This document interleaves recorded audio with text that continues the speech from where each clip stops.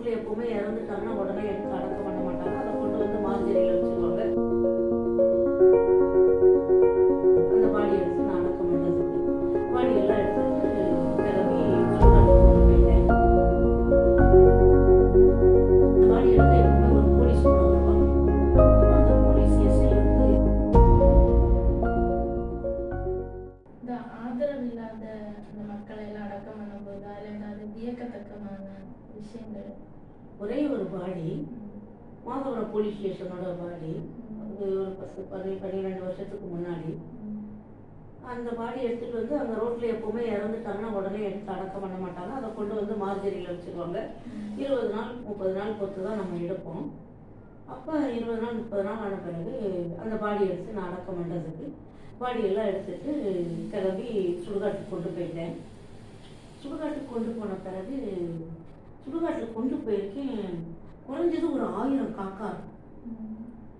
1000 காக்காவுக்கு மேலே அங்கே கூடி போயிடுச்சு. என் கூட வந்து அந்த பாடி எடுக்க எப்போவுமே ஒரு போலீஸ் கூட வருவாங்க. அப்போ அந்த போலீஸ் எஸ்ஐ வந்து பேப்பர் செராக்ஸ் எடுக்க போயிருந்தார். அதுக்குள்ளே இந்த சுடுகாட்டு வெட்டியான் வந்து, என்ன ஆனந்தியம்மா, பாடியை பதிக்கவங்களா காக்காவை பதிக்கவங்களா, என்ன இவ்வளோ காக்கா வந்திருக்கு அப்படின்னு என்கிட்ட கேட்குறாரு. அதுக்கப்புறம் என்னன்னு தெரியலப்பா, நான் வந்து நிற்கிறேன், இவ்வளோ காக்கா வந்து நிற்கிது, பாடியை இறக்கியாச்சு. எஸ்ஐ அதுக்கப்புறம் வராரு. வந்தவுடனே அந்த பேப்பர்லாம் என்கிட்ட கொடுத்துட்டு, என்ன சார் இவ்வளோ காக்கா வந்துருக்குது, என்னன்னு தெரியல, ஒரு பாடிக்கு இவ்வளோ காக்கா வந்துருக்கு. அதுக்கப்புறம் அந்த எஸ்ஐ சொல்கிறாரு, மேடம் அவர் அந்த பாலத்தில் இருப்பார் மேடம். அந்த பாலத்தில் இருக்கும்போது யாராவது போகிறவங்கலாம் ஏதாவது வாங்கி கொடுப்பாங்க. அப்படியே சும்மா ரெண்டு வாயில் போடுவார், மிக்கியெல்லாம் அப்படி தூக்கி போட்டுருவார். யார் என்ன வாங்கி கொடுத்தாலும் 2 வாயில் போடுவார், மிக்கியெல்லாம் தூக்கி போட்டுருவார். அப்படி அந்த இதை வந்து தூக்கி போட்டுருவார். எல்லாம் இவரை சுற்றி காக்கா தான் சாப்பிட்டு கிடக்கும் அப்படின்னு சொல்லி சொல்கிறாரு. இவர் இந்த காக்காவுக்கு யார் 30 நாள் பொறுத்து தான் எடுக்கிறாங்க. இறந்ததோ மாதவரம், அவரை கொண்டு வச்சதோ ஸ்டான்லி மருத்துவமனை, எடுத்துகிட்டு போனதோ மூலபத்திரம் சுடுகாடு. அப்போ இவ்வளோ காக்காவுக்கு யார் போன் போட்டு சொன்னாங்க? யார் எந்த தகவலை சொன்னாங்க? எப்படி இவ்வளோ காக்கா வந்துச்சு? ஒரு மனுஷன் என்ன பண்ணுறான், ஒரு வீட்டில் சாவுனா ஒரு அண்ணனுக்கு ஃபோன் போட்டிருப்பான், அண்ணனுக்கு ஏதோ கிடைக்காம இருந்திருக்கும், இல்லை அவருக்கு போட முடியாமல் இருந்திருக்கும். தம்பிக்கு ஃபோன் போட்டு சொல்லுவார், நான் வீட்டுக்கு பெரியவன், எனக்கு முதல்ல சொல்லலை, நான் வரமாட்டேன் அப்படின்வான். மறுபடியும் உறவுகளுக்கு, நீ என்ன சாவுக்கு போலையா, எனக்கு அவனுக்கு முறிஞ்சு போய் எவ்வளோ நாளாச்சு, அவன் இளவுக்கும் போக மாட்டேன் உனக்கு போக மாட்டேன்னு சொல்லுவான் மனிதன்.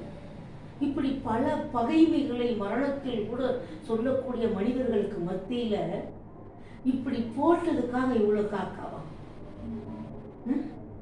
மனிதனை விட காக்கா எவ்வளவு உயர்ந்த இடத்துல இருக்கு பாருங்க. இவன் மனிதனா இருக்கிறவன் இறந்த பிறகும் கூட அந்த பகைமையை கொண்டு வரான். ஒரு நல்லதுல கலந்துக்கல, கெட்டதுல கலந்துக்கொண்டு சொல்லுவாங்க. ஆனா இறந்த பிறகு கூட பகைமையை கொண்டாடுறான். ஆனா மனிதனுக்கு அப்பாற்பட்டு பறவையா இருக்கக்கூட காக்கா இப்படி சிதறி போட்ட நாளை தின்னதுக்கு இறந்த இடம் எங்க, கொண்டு வந்து வச்ச இடம் எங்க, சுடுகாடுங்க, இந்த காக்காவுக்கு யார் போன் போட்டு சொன்னது? இவன் போன் போடலை, எனக்கு தகவல் சொல்லலை, நான் போகலன்னுமா மனிதன். ஆனா இந்த காக்காவுக்கு யார் போன் போட்டு சொன்னது?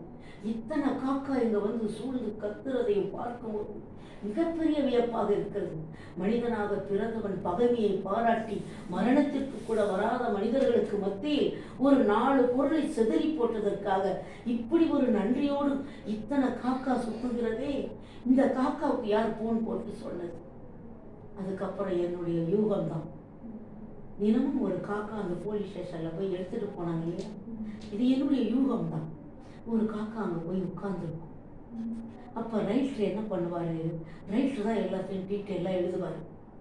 எழுதும்போது, ஏப்பா அந்த பாடத்தாண்டை கிடந்தா இருப்பார், அவரை இன்னைக்கு எடுத்து அடக்கம் பண்ணணும், எல்லா பேப்பர்லாம் ரெடி ஆயிடுச்சு, யார் இன்னைக்கு மூலபத்திரம் ஸ்டான்லி ஹாஸ்பிட்டலுக்கு யார் போகிறது? சரிப்பா, என்ன சுடுகாடுன்னு போடணும், என்ன சுடுகாடு? அந்த அம்மா எப்பவும் மூலபத்திரம் சுடுகாடு தான் கேட்கும், மூலபத்திரமே போடுங்க எழுதுவாங்க. இவனுங்க ரைட்டருங்க, இவங்க எழுதுவாங்க. இந்த எழுத்தாளர் இவங்க எழுதுறதுல எல்லாம் எழுதி முடிச்சுட்டு அனுப்புகிறாங்க. அப்போ அந்த காக்காவுக்கு உணர்ந்துருக்கும். அது போய் எல்லாத்துட்டையும் சொல்லி உலகத்தில் என்னுடைய உணர்வு தான், உலகத்தில் சுடுகாடு ஸ்டான்லி மருத்துவமனை இன்னைக்கு எடுக்கிறாங்கன்னு எல்லா காக்காவையும் அழகாக கூட்டிகிட்டு வந்திருக்கலாம் அப்படின்றது என்னுடைய யூகம் தான். அதுவல்ல அது அது என்னுடைய யூகம்தான். அப்போ ஏன் மனிதர்களே இறப்பில் கூட உங்களுடைய பகைமையை பாராட்டுறீங்க? நமக்கு நாளைக்கு எந்த நிலையோ தெரியாது. மனிதனாகப்பட்டவன் பகைமை இருக்கலாம், பகைமையை மறந்துருங்க. அதையே பலமாக பிடிச்சிட்டு இருக்காதீங்க. பகைமையை மறந்து ஒருவருக்கு ஒருவர் பேசுங்க, மனு விட்டு பேசுங்க, அதுக்கு ஒரு தீர்வு கிடைச்சிடும் அப்படின்றதை இன்னைக்கு நம்ம வலியுறுத்தணும். எத்தனை பகைமை இருந்தாலும் மரணத்தில் மட்டும் தயவுகூர்ந்து பகைமையை பாராட்டாதீங்க. காக்காயை விட கேவலமா நம்ம இருக்கக்கூடாது, அதை விட மனிதர்களா நம்ம இருக்கோம். அப்பை பாட்டி கூறினது போல அரிது அரிது மானிடா பிறத்தல் அரிதுன்னு சொன்னான். அந்த பிறத்தல் அரிதுன்னு சொன்ன அந்த வார்த்தைக்கு நம்ம நன்றியோடு வாழ்ந்து இறக்கும் தருவாயில் கூட பகைமையை மறந்து அந்த இறப்பில கூட நம்ம மகிழ்ச்சியா வாழணுன்றதை உங்களிடத்துல நான் கேட்டுக்கொள்கிறேன். அந்த காக்காவுக்கு இருக்கிற நன்றி நமக்கும் இருக்கும்.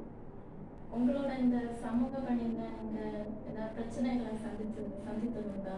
நிறைய சந்திச்சிருக்கேன். என் மேல வழக்கு போடப்பட்டு அந்த வழக்குல இருந்தும் அந்த வழக்கு நடந்துகிட்டு இருக்கும் போதும் நான் சோர்ந்து போகலை. எந்த ஒரு விஷயத்துலையும் சோர்ந்து போகாம போட்ட வழக்குகளையும் ஒரு சவாலாக எடுத்துக்கொண்டு அதுல இருந்து இன்னைக்கு நான் வெளியில வந்து வேலை பண்ணிட்டு இருக்கிறேன். அதனால எல்லா பெண்களுமே எதையும் கண்டு அஞ்ச வேண்டாம், எதற்கும் பயப்பட வேண்டாம். நம்ம மேல பொய்யான வழக்குகளை போட்டாலும் அதுல இருந்து நம்ம வெளிவந்து நம்மளால முடிஞ்சதை இந்த சமூகத்துக்கு செய்யணும்னு தான் வந்தேன். இவ்வளோ போட்ட பிறகு அந்த ஆன்மீகமா என்ன ஆயிடுவாங்கலாம் யோசித்தாங்க. இதுக்கு பிறகுதான் நிறைய செய்யணுன்ற எண்ணமே எனக்கு வருது. அதனால எந்த ஒரு துயரங்கள் வந்தாலும் அதை வந்து நம்ம பெருசா எடுத்துக்காம அது ஒரு நமக்கு பாடமாக அமையும். அதன் மூலமாக நம்ம நிறைய பாடங்களை கற்றுக்க முடியும். இதை கவிஞர் கண்ணதாசன் மிக அருமையாக சொல்லியிருக்கிறார் அர்த்தமுள்ள இந்து மதத்துல. துன்பம் துன்பம் என்று கூறாதீர்கள், அந்த துன்பத்தின் மூலமாக பல பாடங்களை நம்ம கற்றுக்க முடியும். அதுபோல நமக்கு ஏற்படுகிற துன்பங்களையும் துயரங்களையும் மிகப்பெரிய பாடமாக ஏற்றுக்கொண்டு அதிலிருந்து மீண்டு வந்து மீண்டும் மிகப்பெரிய சாதனையாளராக சாதனை பண்ணிட்டு இருக்கேன்னா அது என் மனசுக்குள்ள இருக்கிற ஒரு தன்னம்பிக்கை தான். அதே தன்னம்பிக்கை எல்லா பெண்களுக்கும் வரணும். ஒரு சின்ன விஷயங்களுக்கு கூட சோர்ந்து போயிடாது.